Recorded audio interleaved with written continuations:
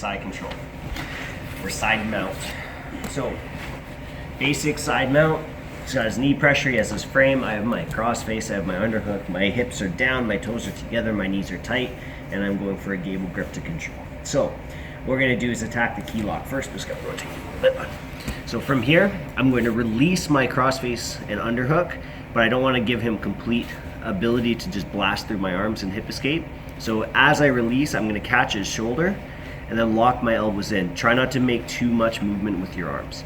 So I get my grip, I pinch my elbow. I'm going to switch my base, keeping my knees as tight to his body as I can. And then from here, as I remove my arm, I want to make sure that I don't open my chest too much, because then he has that lapel escape. Exactly, be able to get free. So I keep my chest down. Now, the issue is that there's always going to be pressure here.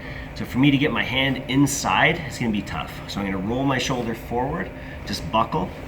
That gives me just enough space to get my hand inside, clasp onto the wrist, and then from here, I don't want to push here with my body being open where he's going to be able to escape. I want to bring everything back tight with my body and then get my grips. So for the actual finish of the key lock, I want to set my weight kind of heavy on top of his arm here to make sure I have as much balance as I can. Now, everybody's a little stiff right now, so he's going to tap pretty quick, but I'm going to slide his hand down, lots of pressure as I elevate his elbow. But again, with my weight on top of it, he taps. Now, if I want to make this even better, a good detail for finishing the key lock, roll both of your wrists. So if I do that, if I roll both, oh, he's tapping already. Okay? Basically think you're trying to twist his palm outwards, and then by rolling this wrist, I already put pressure on his elbow. So again, before, and if I do this first, he taps immediately. From there, my next attack, he's going to start to straighten his arm. I'm going to glide with him. This grip is going to be loose, but it's going to contain him inside this little triangle.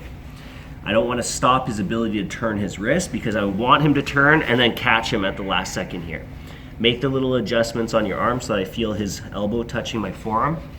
And then if I have the strength, both elbows down, I just have to bring everything down to the mat, push down and elevate your wrist.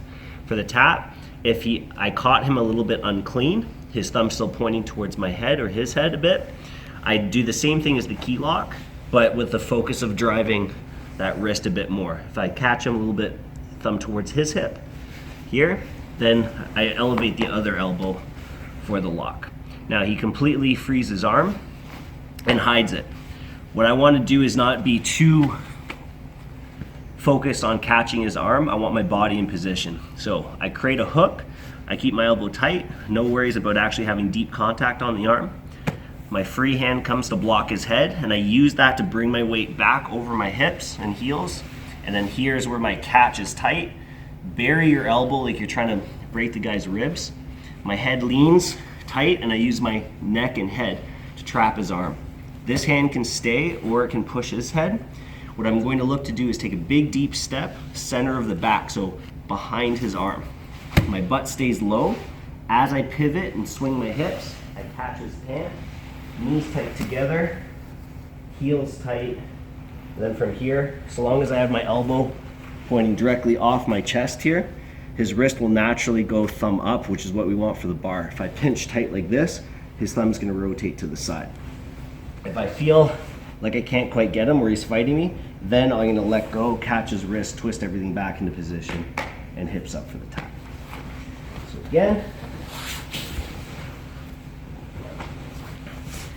side control, grip, hips drop, shrug your shoulder forward to push the wrist, bring everything back tight, get on top of the shoulder line, head nice and low, curl your wrists, slide and lift for the tap. He extends, both elbows slide forward, my body chases it, straight arm lock, he frees his hand fully, start your wrap, block the head, dive the elbow, push the head down, deep step, pivot and sit.